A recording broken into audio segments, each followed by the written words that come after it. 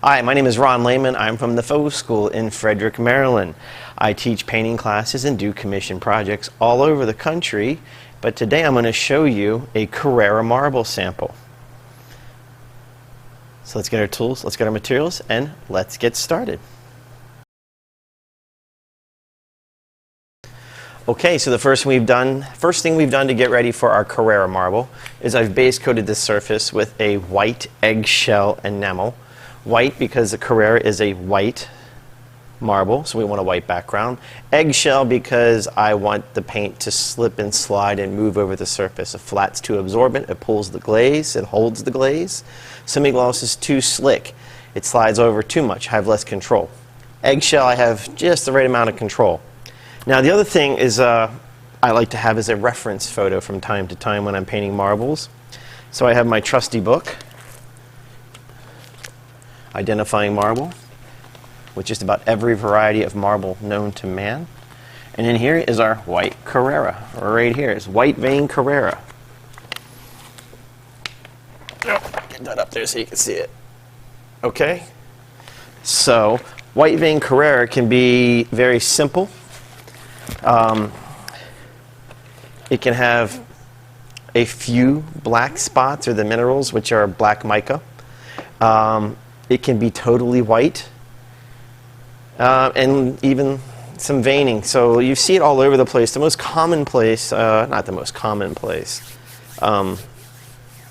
statues, Washington, D.C., littered with, not littered, excuse me, white Carraras everywhere in D.C. The Kennedy Center facade is covered with it. Actually, the Kennedy Center, back in 2007, they hired me to paint the doors on the exterior to match all the Carrara marble on the facade. So that was fun. So I'm going to show you a pretty simple, basic Carrara technique. And it's a variation. And the cool thing is, you know, if you're doing something, keep it consistent. When you're doing columns, do not make them look like a candy cane or a barbershop pole. Get pictures, study the real thing, look at it, get a good idea, have reference photos when you're doing something, and go on. So the first, like I said, first thing, base coated with eggshell enamel. Going to take my paintbrush, and what I'm going to start with is a white glaze. I do this in layers, and it just looks more natural in layers. A lot of the finishes that you see sometimes that don't look so nice, it's because people are using paint, they're not using glazes, and they're not using a wet in the wet technique, and it looks very painted. We don't want that. I know it's going to be hard for you to see, but this is just white glaze. And the glaze I'm using right now is from Modern Masters. It's their Scumble glaze. The cool thing about Modern Masters is you can pretty much get it at any Benjamin Moore paint store. If they don't stock it, they'll bring it in for you. I just tend to like this one a little bit better than the Scumble glaze that I carry. It's just thicker, or that the Faux School has their name on. It's a heavier body glaze. This is not so heavy body. This is a very nice, smooth glaze. Okay, so you notice I went top to bottom, side to side, and back top to bottom so I can stretch it out, get it nice and even. Put our brush to the side. Now we're going to take some black glaze. Same glaze, just tinted with pigment, black pigment. And actually I have a little bit of blue in there for that bluish gray look because it's not a real jet black marble, it's bluish gray.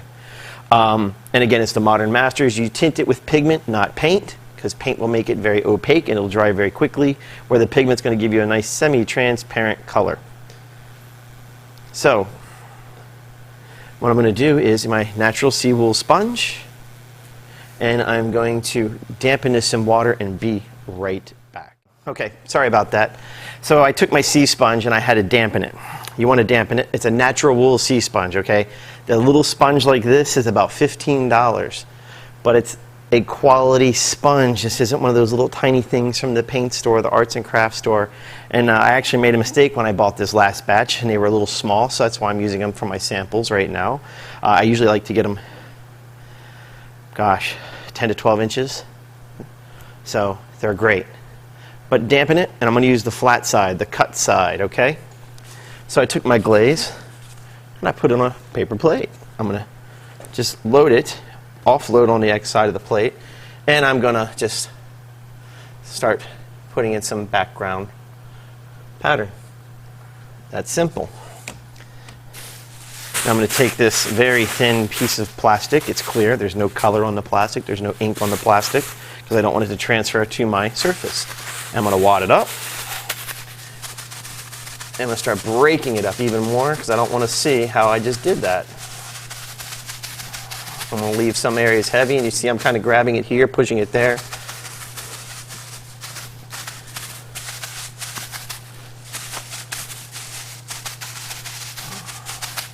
So it's not just a pounce, because if I just tap it, go, nothing's happening. You got to push pounce.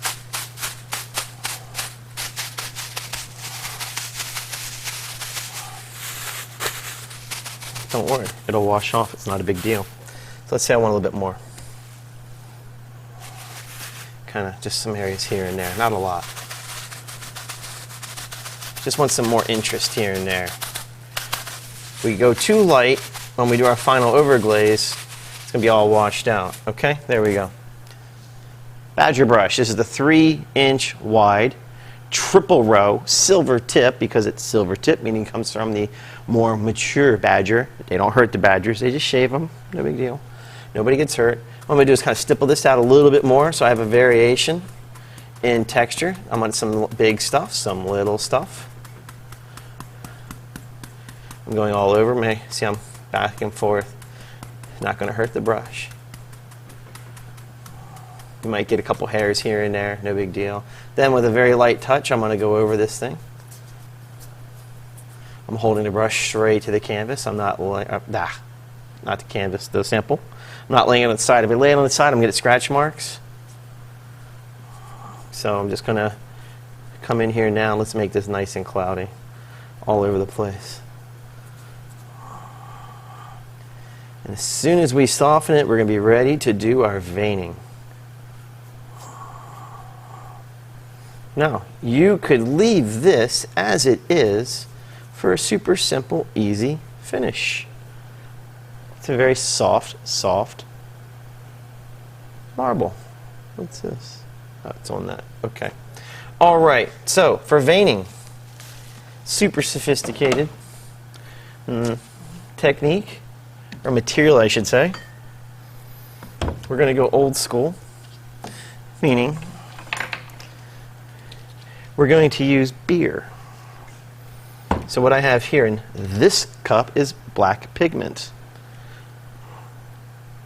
Straight pigment, not paint. Pigment. Paint's too opaque. So I'm going to take my beer. Whoops. Doesn't want to open. Helps if you use the can opener, right? Okay. Now, why am I using a beer? It's the sugars, it's the starch, it's the light color. Glaze is too heavy, it's too thick, meaning my veins are going to get very thick, very wide, very sloppy. I could use a lemon lime soda, not diet, because it doesn't have sugar. And I'm just using a beer. It's not that big of a deal. And yes, it's a real beer. Now I'm using if I'm using a beer, it's going to be a pale ale. Simple. And you should see the superintendents on the job sites when you pull a 6-pack of beer out. They're like, whoa, you can't be drinking here. It's like, it's actually a product I need to use.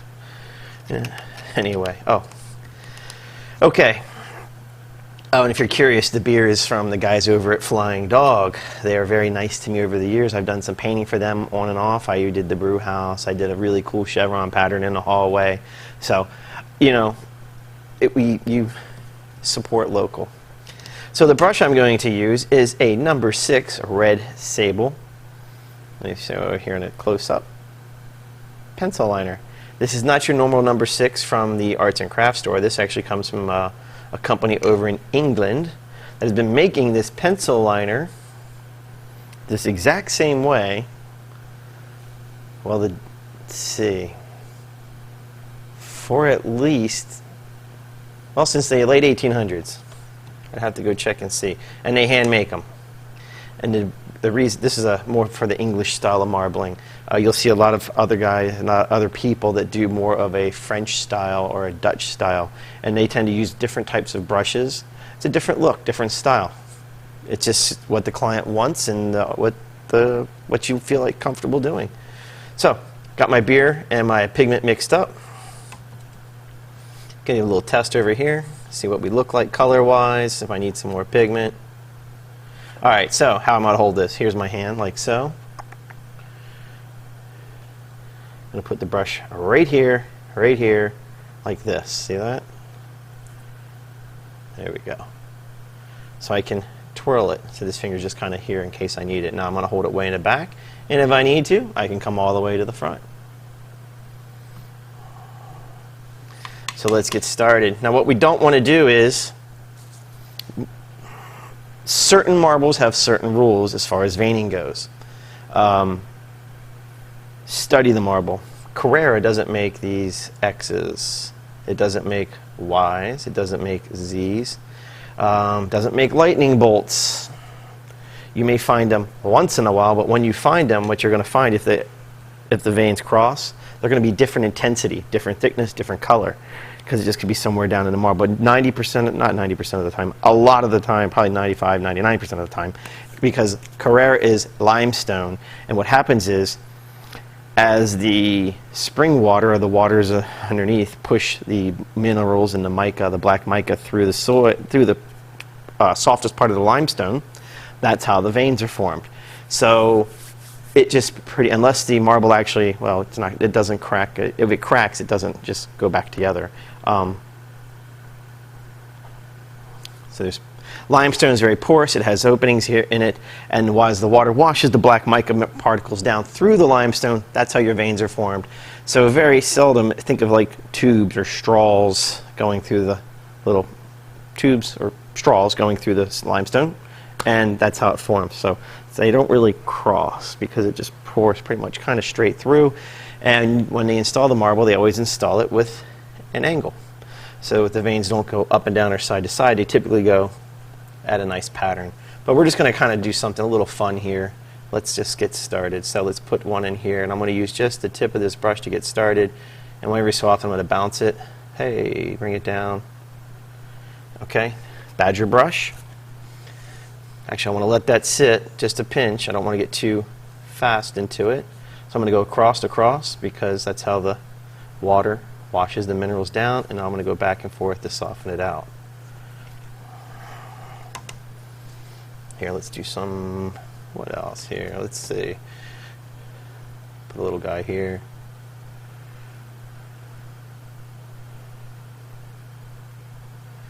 The other thing was no wet spaghetti noodles. We don't want to get, okay? I'm going to, yeah, that's that.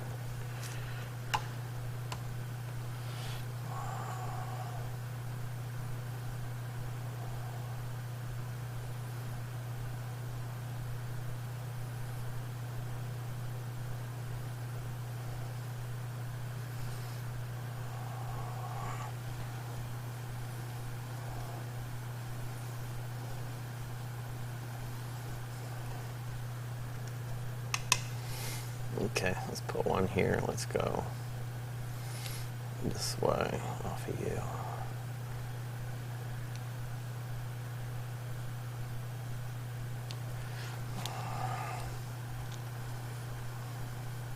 So what's happening is my veining solution is going into my wet glaze. So I'm just working wet into wet this entire time.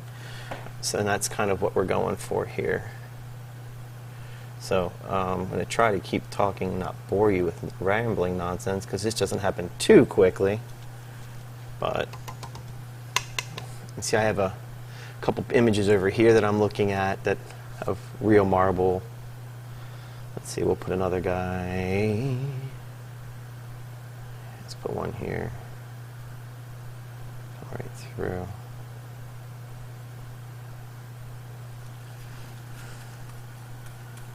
That. Put a little connecting stuff in here.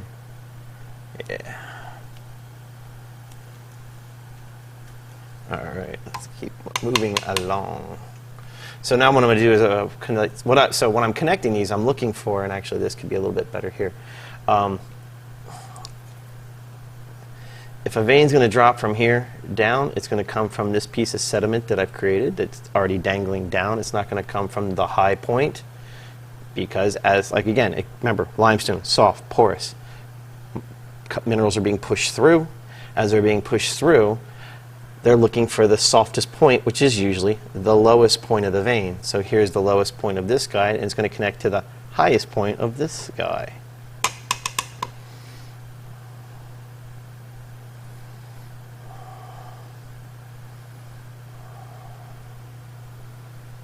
Okay, like that.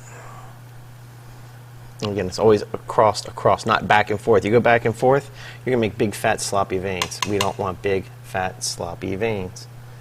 I got this to work with here, so I'm just going to, whoops. A little too much material in the brush, no big deal, don't panic, just work through it. Okay?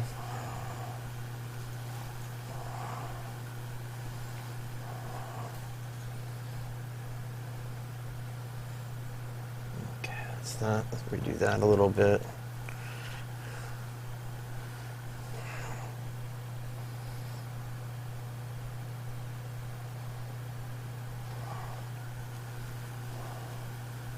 That one's a little heavy. I'm not too crazy about that. I'll fix it in the overglaze in the end, not the end of the world. Let's come up here. I don't like the way this is just kind of dangling out there, so let's just kind of connect that a little bit. We can do some here.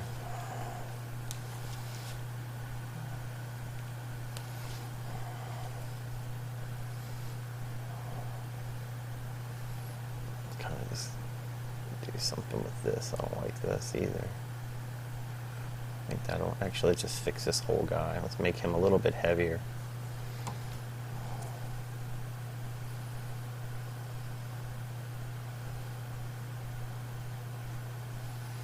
I'm going to let that set for a minute because that's pretty heavy.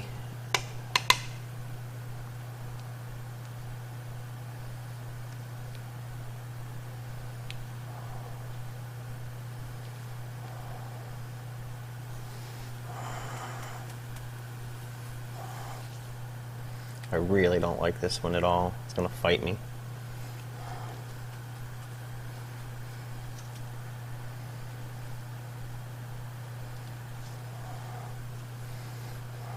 I don't like this guy at all. There's two of them I'm not happy with, so no big deal.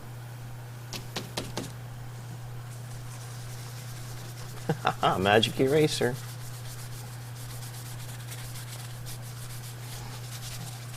They were just bothering me. You know, it's not worth it.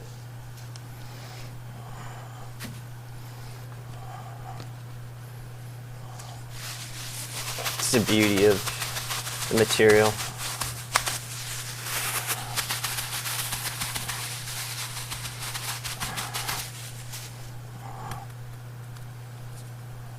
Yeah.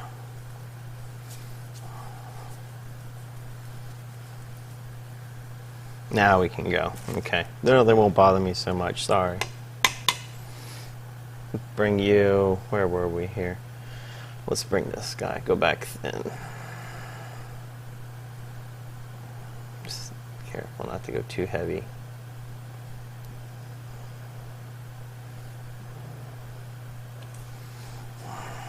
That's better.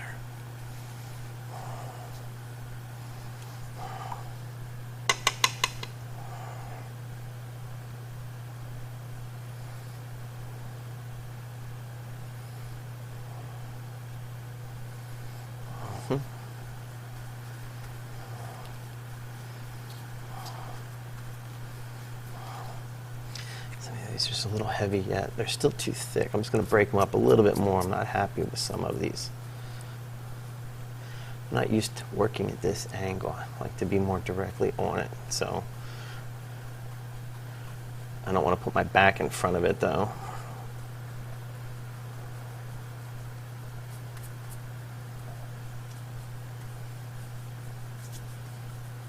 Or my back in front of you. You want to be able to see what we're doing.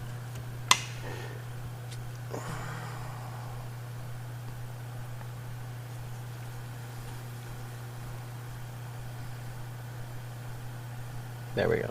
Okay, we're back.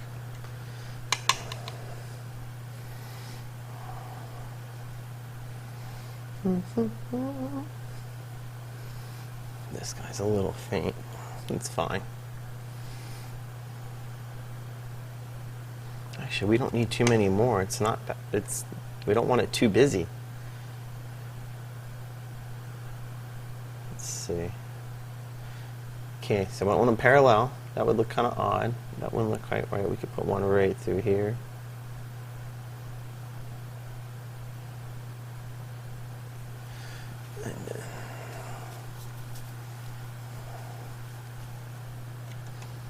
There we go. All right, let's put one this way then.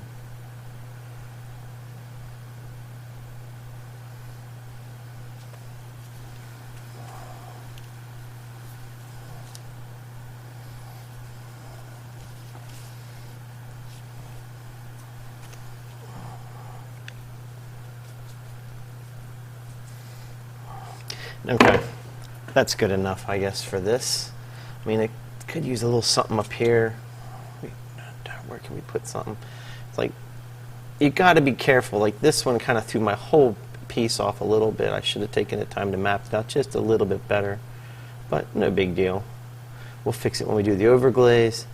So let's just kind of put sometime Carrere. Now, like we said, sometimes the minerals will crisscross because they're going to be different intensity, different color, thicker, more to the back of the marble, or in a different layer. And so this one we're going to put a real thin little guy just across the top, and we're going to support my weight of my hand. I don't have a small stick handy, just a little tiny guy right across there. All right. Soften it just a little bit. Just a little guy, just nice and light. Heck, we could put another one up here if we wanted. Just don't want to get too crazy with it. Put them up here because we kind of, something's missing right in here. It's bugging me, but okay, I'm gonna be, remember, no wet spaghetti noodles. Don't get too comfortable when you're doing that. All right, now we're gonna let this dry and come back and do our overglaze. Okay, there's that part of the process. It's a very simple, easy finish. But again, take your time, map out what you're gonna do. Yeah, so you don't make a mistake and have to redo a section. But like I said, or you saw, if you make a mistake, no big deal. Okay, let's let this dry. We're going to come back, overglaze it, and we'll be done. So I'll see you in just a little while. We're dry, ready to move on. Let's do it. Taking our white glaze, and what I'm going to do with my white glaze is dilute it just a little bit because it's kind of thick. I'm just going to add a pinch of water to it. Not going to hurt it. I just don't want it too heavy. I could add a bit more glaze, but I want it a little thin. Just a pinch. Okay, so I have my same white glaze that we started with at the very beginning. Nothing's changed other than the fact I just added a little bit of water to it. All right, overglaze it. So it's just the white glaze going right back over top. See that? A little bit of glaze goes a long way.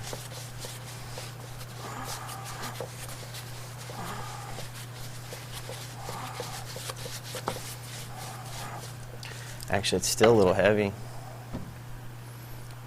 Should have put a pinch more water in it. Oh well. No biggie. Let's just take some of this. So that's just water. It's the beauty of it. Can always adjust, change it as we go.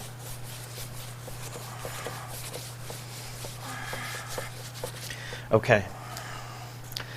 Badger brush. I'm just going to stipple it out, break up my brush strokes that I just created.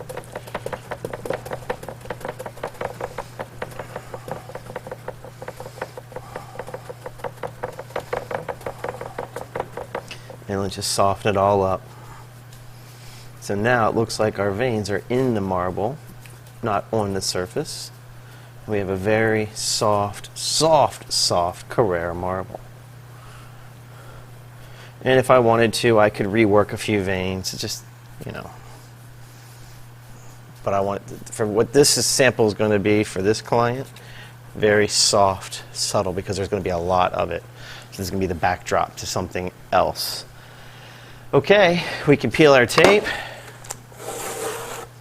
And we always take the tape off, things look a lot nicer.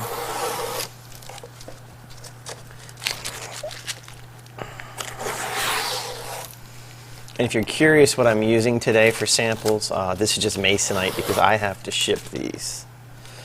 So I want them to be safe and intact when they arrive at their destination. There it is. Carrara marble. Okay. My name is Ron Lehman. I'm from the Faux School. The Faux School is a location, is a business where I teach painting classes, faux wood, faux marble, Italian plasters, murals, all kinds of cool stuff. If you have some time, take a look at the website, www. Nobody says it anymore, but for some reason I'm stuck saying it. It's just simply thefauxschool.com. Thanks for watching. See you next time.